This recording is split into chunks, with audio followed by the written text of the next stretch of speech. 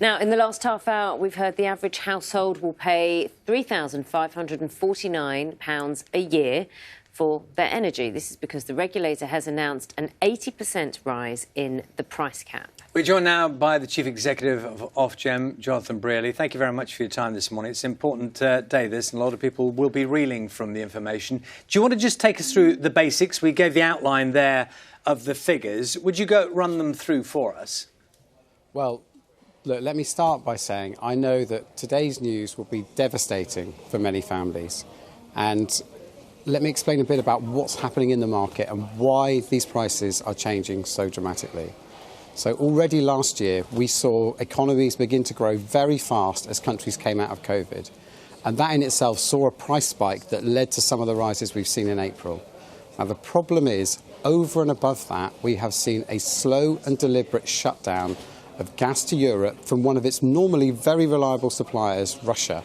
And that means we have seen incredible price spikes in the market.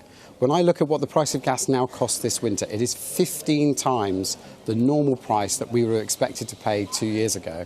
Now, if that were happening in petrol, it would cost us £400 to £500 just to fill up our car.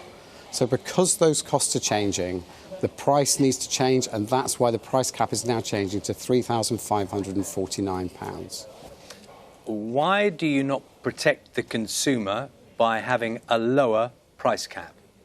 Well, the reason we don't have a lower price cap is because if the companies cannot recover the amount of money it costs for them to buy the energy, then ultimately they would be unable to function. They'd be unable to give us the energy that we need. So what the price cap does, and this is really important, is it stops those companies charging excess profits over and above the cost of energy.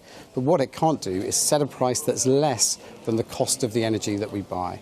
And that's why we have to make the change that we're making today. But look, I accept this is devastating news for many families out there.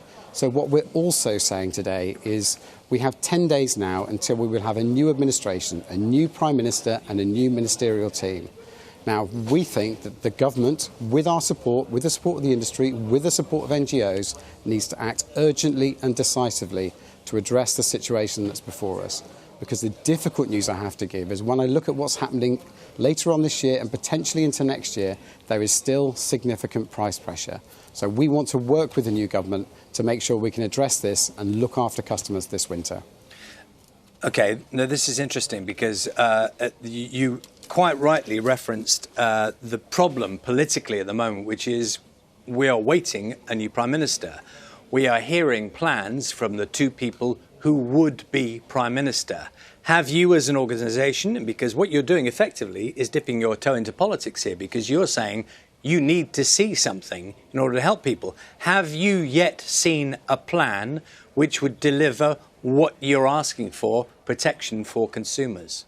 Look, let me be clear. It's not the job of a regulator to tell politicians. No, but my question is, that's exactly why I asked the question the way I did, because you are laying down the gauntlet very clearly, and it seems like a reasonable question from consumers, from people at home watching you this morning, to know whether you have seen or heard anything which amounts to a helpful plan to deal with the crisis that a lot of people are feeling.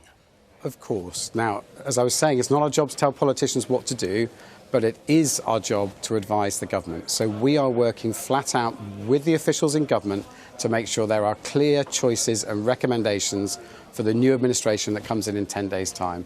So when the Prime Minister, with his or her new Prime Ministerial teams, comes into office, there will be choices. And I'm absolutely confident that if we work together, Ofgem, the government, the industry, NGOs, we can find a way through this for customers this winter. What I am saying, though, is that action needs to be urgent and decisive, and we need to get ahead of the problems that are before us.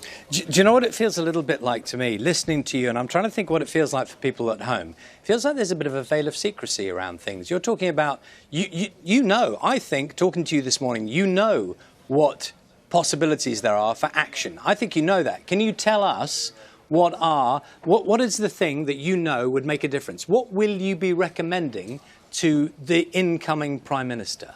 Well, look, this is for the politicians. This is ultimately about big decisions that elected ministers will need to make. It's not my job to lay out those plans. Those decisions are for ministers. Now, we have a little bit of time to wait, but I'm confident that if we all work together, we will get ahead of this winter. What I can't do is preempt a decision that ultimately and rightly is made by an elected official. I'm going to push you on this, and I hope you appreciate why. I understand. I would like to know what you see as the tools. What are the principles that are available? Because there have been discussions, and I'm not trying to tempt you to get into politics, but you will know this very well. Some people are saying put a freeze on bills so they stay static, so they stay where they are. What are the tools that you, Ofgem, sees as possibilities? Look, if I put it in very broad terms, we're a regulator and we will do everything we can within the powers that we have. What we don't have are powers to change the law, powers to change tax, and powers to spend public money. Those are all the options that will be in front of ministers when they need to make the choices they make when the new ministerial comes in 10 days' time. But that really is a matter for them. My point is really simple. This is a difficult situation. This is a tough situation for customers. The government's already put in a big package of support, but given what we're announcing today, given what we see in winter, more will need to be done. But ultimately, what is done is really for ministers. OK, I appreciate the point you're making. Looking on the Ofgem website, there's a line that people may now be referring to in a way they haven't before, related to people who are really struggling now, really worried about the future. As I understand it, in your own rules, suppliers must work with you, the customer, to agree on a payment plan you can afford under Ofgem rules. Now, can you explain that to me? Because people at home will be going, now is what I can afford. I can't afford more. So are the energy suppliers required by your rules to agree a payment plan that the customer thinks is what they can pay? Well, a customer who goes into arrears, a customer who runs up debts, must be put on an affordable repayment plan. And ultimately, those are the rules that we apply to companies. And let's be really clear, right now, we are running what we call a compliance review to check all the things that companies should do to make sure they look after vulnerable customers. But when we come back to the price cap, when we come back to the price that's being charged, we do need to reflect legitimate costs. And that's what we're doing today. What we are saying is that more support will be needed. And ultimately, that means action between government, the industry, Ofgem, and indeed the NGOs to make sure all of us play our part in looking after customers this winter. This is a big change in the prices that we're all facing. This is a big challenge for the country. Only by everyone working together are we going to tackle it for customers. OK, let me, if I may, can I just, Mr. Brearly, can I just go back to what you said a moment ago so people are absolutely clear? Because some people watching you this morning will be thinking, what do I do? Now, you said the suppliers have to come up with an affordable payment plan. Now, who determines what's affordable? If I'm the homeowner and I say, this is what I can pay, is that what they have to agree to? Because we are getting to the point, October the 1st is the date. People need to know this. What are their rights? Can I say, as a householder, this is what I can pay, you have to agree to it? So this is ultimately a discussion between the company and the customer themselves. Ultimately, the repayment plan for arrears does need to be affordable, but clearly there are options for customers and for companies if customers are struggling to pay. What I would say is that given what we're seeing today, there are lots of schemes out there already that companies should be giving you access to. There's the £400 discount, there's further payments through the benefit system, there's the warm home discount. So you should be working with your company to make sure you have access to everything that you need to make sure you can tackle this crisis. Many companies also have their own schemes to support customers who are vulnerable. But my point is really simple. Given the price changes that we are seeing, given everything that's happening in the market and what may happen this winter, more is going to need to be done. We can't expect the industry to fund all of that. That needs to be funded in a combination of the regulator, the industry, NGOs, but it needs government action, and that needs to be urgent and decisive. People who are trying to get their heads around these figures that you've announced today for October the 1st will be interested in what people who know this market well are predicting for next year.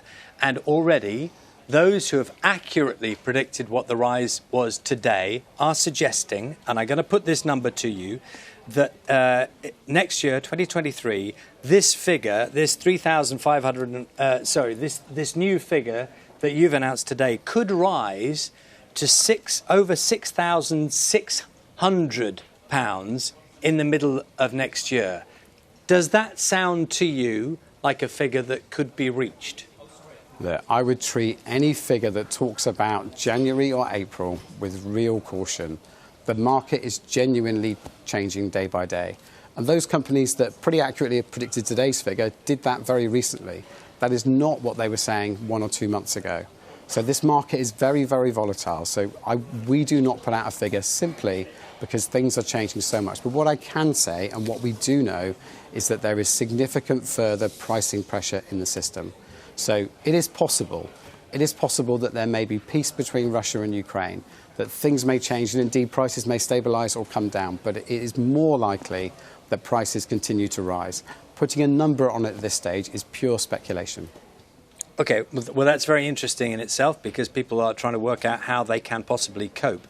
Your prediction, then, is in one direction. If we assume the situation stays as it is in the geopolitical sense with Ukraine, your prediction is pretty clear and it's an upward spiral. Well, look, we are seeing significant pricing pressure, and that's why we are saying there is a big opportunity here. A big opportunity for Ofgem, the industry, government and NGOs to come together to get ahead of this problem this winter. I am really confident, particularly, as I mentioned before, because we are working closely with the government. We are working to work up options for ministers ultimately to review and decide that we will get through this winter. But it will require urgent and decisive action by the new Prime Minister and the new ministerial team to make sure that all of us work together to achieve that. Johnathan Brearly, thank you for your time this morning. Johnathan Brearly is the Chief Executive of Ofgem, just running through